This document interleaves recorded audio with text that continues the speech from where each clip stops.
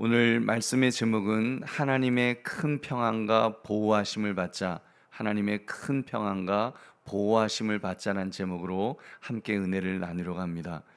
어제 하나님은 반전의 하나님이시란 말씀을 나누었습니다. 우리가 예상하거나 기대했던 것과는 전혀 정반대로 역사하실 수 있는 분이라고 말씀을 나누었습니다. 여러분, 그렇다면 우리가 신앙생활 하면서 하나님으로부터 무엇을 기대하며 살아야 되겠습니까? 세상의 죄악과 고뇌를 짊어지며 살아가는 것이 아니라 다 내어놓고 하나님의 평안과 보호하심을 받는 것이 중요할 것입니다. 우리 하나님만 바라며 하나님만 의지하며 사는 것이 무엇보다도 중요함을 믿으시기 바랍니다. 그러므로 하나님의 큰 평안과 보호하심을 받자, 이 제목처럼 나의 삶이 아무리 힘들고 어렵더라도 우리 주님만을 의지하며 살겠노라고 고백할 수 있는 이 새벽 되시기를 주님의 이름으로 축원합니다. 오늘 본문의 내용을 자세히 살펴보겠습니다. 이사야 선지자는 다시 세워질 예루살렘 성이 어떻게 꾸며질 것이라고 말했습니까? 우리 11절 12절 말씀 함께 읽겠습니다. 시작. 너 공고하며 광풍에 요동하여 안위를 받지 못한 자여, 보라, 내가 화려한 채색으로 내 돌 사이에 더하며 청옥으로 내 기초를 쌓으며 홍보솥으로 내 성벽을 지으며 성유석으로 내 성문을 만들고 내 지경을 다 보석으로 꾸밀 것이며. 아멘. 지금 보면은 공고하며 광풍에 요동하여 안위를 받지 못한 자요, 그 예루살렘의 멸망을 말하는 거죠. 그렇게 예루살렘이 멸망되었었는데 그 회복된 이제 예루살렘에 초점이 맞춰져서 처음에는 유대 땅의 그 도성 예루살렘 성을 의식했을 것입니다. 궁극적으로는 그가 바라본 것은, 이사야 선지자가 바라보던 것은 종말 이후에 펼쳐질 새 예루살렘의 그 영광된 모습을 지금 이렇게 묘사하고 있습니다. 이때 하나님께서 다시 예루살렘 성을 지으실 때는 돌이 아닌 청옥으로 기초를 쌓고 홍보솥으로 성벽을 쌓고 그 성유석으로 성문을 만드는 등 내 지경을 다 보석으로 지으실 것이라고 지금 이렇게 11절 12절에서 말씀하고 있습니다.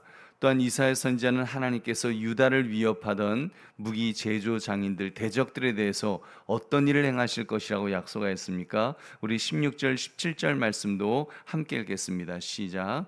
보라, 숯불을 불어서 자기가 쓸만한 연장을 제조하는 장인도 내가 창조하였고 파괴하며 진멸하는 자도 내가 창조하였은즉 너를 치려고 제조된 모든 연장이 쓸모가 없을 것이라. 일어나 너를 대적하여 송사하는 모든 혀는 내게 정죄를 당하리니 이는 여호와의 종들의 기업이요 이는 그들이 내게서 얻은 공이니라. 여호와의 말씀이니라. 아멘.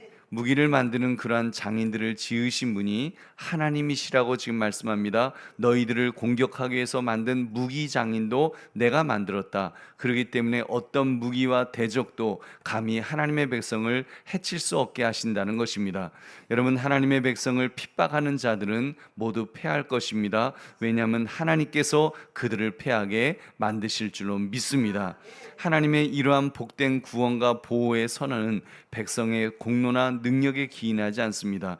이것은 전적으로 여호와의 종 예수 그리스도의 구속 사역을 통해 주어지는 은혜라는 것을, 이것은 그냥 하나님께서 우리 하나님의 백성에게 주시는 은혜다 계속해서 은혜임을 이렇게 기억하라고 이 말씀을 주셨습니다. 그러므로 이사야 선지자는 이렇게 불순종으로 하나님의 진노를 받았던 유다 백성이지만 이제는 하나님께서 큰 평안과 공의를 세우실 것이라고 그렇게 선포하셨던 것입니다. 할렐루야. 우리 보배는 성도님들, 큰 평안과 대적으로부터의 보호하심을 주시는 것은 백성의 공로가 아닌 하나님의 전적인 은혜임을 볼 때 여러분은 무엇을 느낄 수가 있습니까? 여러분, 우리가 믿는 하나님은 은혜와 자비가 풍성하신 분이란 사실이 얼마나 큰 복인가를 우리는 깨달아야 될 것입니다. 여러분, 하나님께서 은혜가 풍성하시다는 것이, 여러분, 그것이 복음입니다. 그것이 정말 복된 소식입니다. 여러분, 우리를 다스리시는 하나님이, 우리의 신이 만약에 은혜와 자비가 풍성하지 않으시고 정말 공의가 많으시고 서슬이 시퍼런 하나님이라고 한다면 여러분, 우리가 어떻게 살아갈 수 있겠습니까?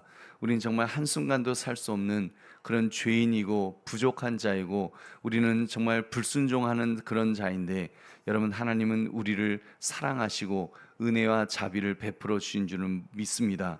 하나님께서 사랑이 많으시고 바로 우리를 사랑하신다는 것이 얼마나 큰 은혜인지 모릅니다.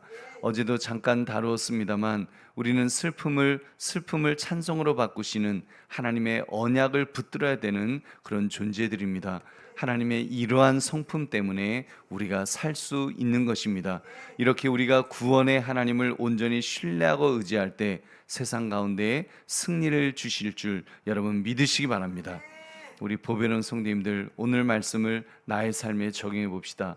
여러분은 살아오면서 여러분의 삶에 하나님께서 주시는 평안과 보호하심이 필요한 문제가 있다면 어떤 것이 여러분 있으십니까? 사실 모든 일이 쉽고 잘 풀린다면 하나님이 필요하다고 막 그렇게 할 것이 별로 없을 것입니다. 그냥 내가 살아도 그냥 다 잘 살 수 있는데 뭐가 문제가 되겠습니까? 그런데 어렵기 때문에, 도저히 풀 수 없는 문제이기 때문에 우리는 불안합니다. 불확실한 미래를 보면서 불안에 벌벌 떨 수밖에 없는 것입니다. 여러분, 그런데 그때 중요한 것은 하나님을 바라보는 것입니다. 하나님을 의지하는 것입니다. 그 하나님께서 주시는 큰 평안과 보호하심이 제공될 때 여러분, 우리가 주님을 바라보면서 여러분 그것을 받아야 될 줄로 믿습니다. 아멘 하면서 슬픔을 찬송으로 바꾸시는 그 언약을 붙들어야 될 줄로 믿습니다. 하나님은 우리를 망하게 하지 않으실 것입니다. 끝장내려가 하지 않으실 것입니다. 참으시고 기다려주시고 끝까지 함께해 주실 줄로 믿습니다. 특히 우리는 주 예수 그리스도를 바라봐야 됩니다. 그리스도를 통해 주어진 보호와 평안을 의지하며 광풍에도 흔들리지 않는 그런 감사를 고백해야 될 줄로 믿습니다. 좋은 일 있을 때만 좋아하며 감사한다고 하는 것은 여러분 누구나 할 수 있습니다. 그러나 역경과 고난 속에서도 감사할 수 있는 것, 이것이 바로 믿음의 사람이 할 수 있는 일인 줄로 믿습니다. 우리는 그렇게 살 수 있습니다. 물론 정말 우리가 너무 힘들 때도 있지만 하나님이 어떤 분이신가를 깨달으면 깨달을수록 여러분 하나님의 보호하심 속에 살 수 있게 될 줄로 믿습니다. 평안을 주시는 분의 품 안에서 가장 귀한 안식도 누리게 될 것입니다. 그래서 정말 우리가 힘들 때마다 다시 주님 바라보고 주님 의지하고 주님 붙들며 나아가면 주님은 우리를 책임져 주실 것입니다. 하나님의 방법, 우리의 방법이 아니라 하나님의 방법으로 책임져 주실 텐데, 우리가 그때까지 또 주님 바라보고 또 주님 의지하면서 우리가 정말 의지할 분은 하나님밖에 안 계십니다. 하나님밖에 우리가 어떻게 할 수 없습니다 하면서 우리가 주님 붙들며 나아갈 수 있는 우리 모두가 되시기를 바랍니다. 그러므로 하나님의 큰 평안과 보호하심을 받자. 이 제목처럼 하나님께서 우리를 보호하시며 평안을 주시려고 하실 때 그것을 받아 누릴 수 있는 저와 여러분 되시기를 주님의 이름으로 축원합니다.